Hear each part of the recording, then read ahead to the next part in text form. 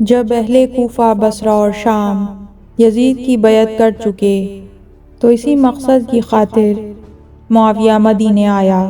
سب سے پہلے اس نے امام حسین علیہ السلام سے ملاقات کی اور جسارت کرتے ہوئے امام کی خدمت میں کہا، خدا کی قسم میں دیکھ رہا ہوں کہ آپ کا پاک خون بہہ رہا ہے۔ امام نے فرمایا، خاموش رہو اور یوں بات نہ کرو۔ معاویہ نے کہا، اس سے زیادہ بھی کہوں گا۔ کہنے لگا، مسلمانوں نے یزید کی بیعت کر لی ہے اور اپنی مرضی اور خوشی سے کی ہے، لیکن چند لوگوں نے بیعت سے انکار کیا ہے، حالانکہ اگر وہ تعاون کرتے تو بہت بہتر تھا، اور میں اگر یزید سے بہتر کسی کو دیکھتا تو اسے ولی عہد بناتا۔ امام حسین علیہ السلام نے فرمایا، یہ بات یوں نہیں کہ تو نے ان کو جو یزید سے نسب، حسب، فضیلت، علم و دین کے لحاظ سے افضل ہیں چھوڑ دیا اور اس کو امت رسول پر حاکم بنا دیا۔ معاویہ نے کہا، آپ کا مقصود اس کلام سے آپ خود ہیں؟ امام نے فرمایا، ہاں، اور میں فضول اور بے مقصد بات نہیں کرتا۔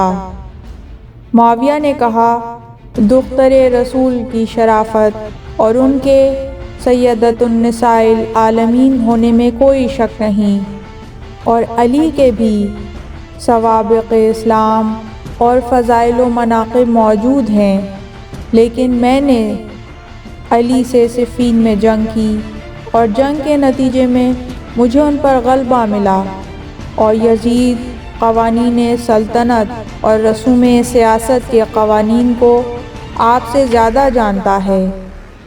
امام نے فرمایا، تم نے جھوٹ بولا ہے، کیونکہ یزید شراب خور، لہو و لعب کا دل دادا اور حرام کا مرتکب شخص ہے۔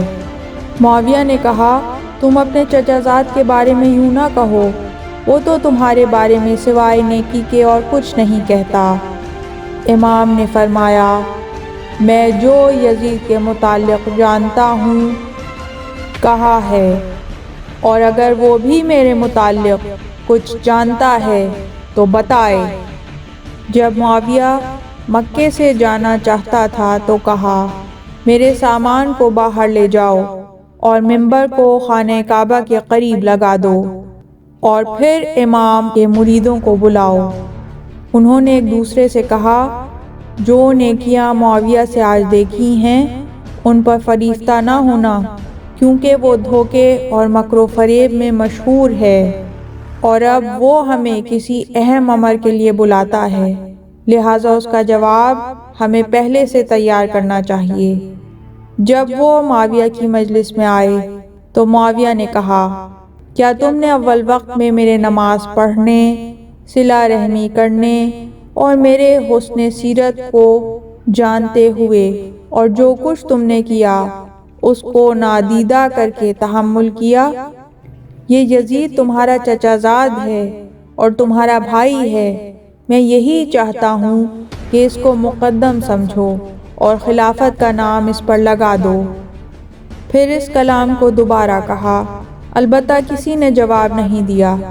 معاویہ نے ابن زبیر کی طرف منہ کر کے کہا، تم بیان کرو کہ قوم کے خطیب تم ہو۔ ابن زبیر نے کہا، تجھے 3 میں سے ایک کام کرنا ہوں گے۔ پہلا یہ کہ پیغمبر اکرم کی پیروی کرو کہ وہ دنیا سے چلے گئے اور کسی کو اپنا جانشین نہیں بنایا تھا، اور لوگوں نے خود ابو بکر کو حاکم بنا لیا۔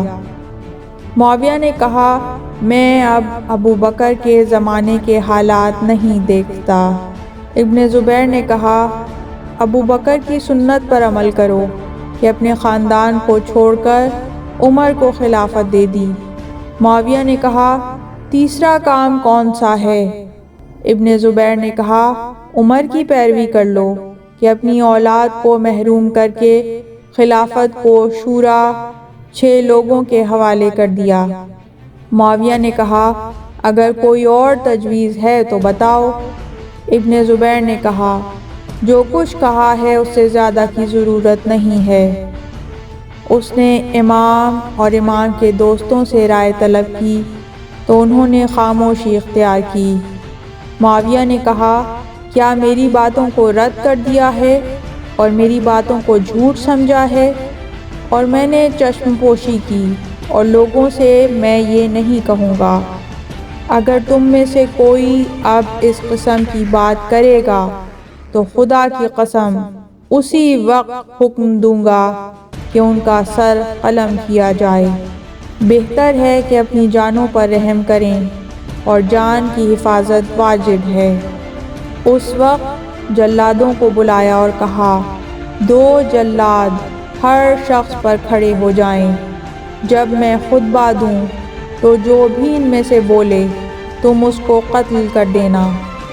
پھر معاویہ منبر پر گیا اور خطبہ یوں دیا کہ ہمیں لوگوں کی باتیں سننی پڑتی ہیں جو یہ کہتے ہیں کہ حسین ابن ابی بکر ابن عمر اور ابن زبیر نے یزید کی بیعت نہیں کی۔ یہ مسلمانوں کے سردار ہیں، ہم ان کے مشورے اور تجویز کے بغیر کوئی کام نہیں کر سکتے۔ ان کو میں نے دعوت دی تو انہوں نے بیعت کر لی اور اطاعت کر لی ہے۔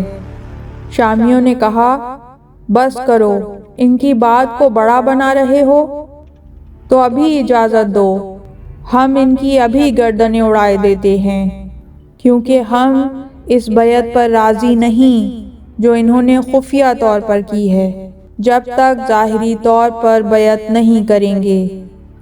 معاویہ نے کہا، سبحان اللہ، کہ شامیوں کو چند قریشیوں کا خون بہانا قبول ہے اور ان کے ارادے بڑے ہیں، لہٰذا ان کی طرف متوجہ ہو کر کہا، خبردار، پھر ایسے الفاظ نہ کہنا، یہ بزرگ، رشتہ دار اور قریبی ہیں۔ لوگوں نے جب یہ سنا تو سارے اٹھے اور یزید کی امارت کی بیعت کر لی۔ معاویہ منبر سے نیچے اترا اور فوراً مدینے روانہ ہو گیا اور ان کی بیعت کو شامیوں کی بیعت کے ساتھ ملا دیا۔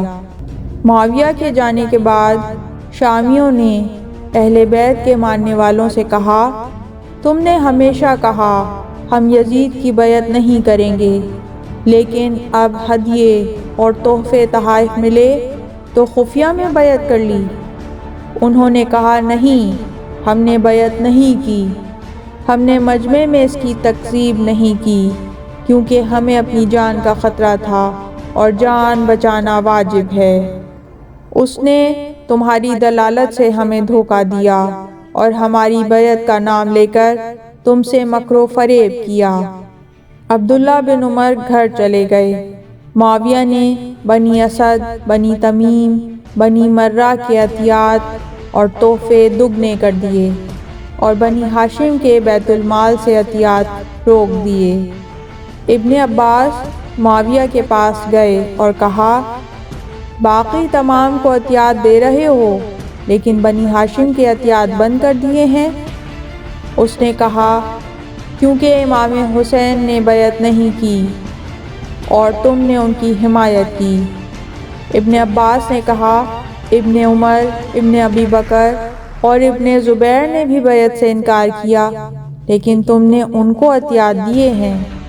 معاویہ نے کہا، تم ان کی طرح نہیں ہو، خدا کی قسم، جب تک حسین یزید کی بیعت نہیں کریں گے تمہیں 1 درہم بھی نہیں ملے گا۔ ابن عباس نے کہا، میں بھی خدا کی قسم اٹھاتا ہوں کہ تمام اسلامی حدود میں لوگوں کو تمہارے ان مظالم سے آگاہ کروں گا اور لوگوں کو تمہارے خلاف بھڑکاؤں گا۔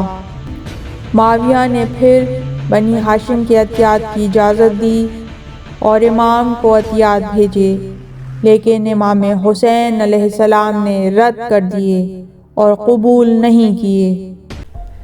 اس طرح کی مزید تحقیقی، علمی اور تاریخی ویڈیوز دیکھنے کے لیے چینل کو سبسکرائب کیجیے اور بیل آئیکن پہ کلک کیجیے۔ ویڈیو کو لائک کریں اور کامنٹس کے ذریعے بتائیے کہ آپ کو ویڈیو کیسی لگی۔ اگلی ویڈیو تک کے لیے خدا نگہدار۔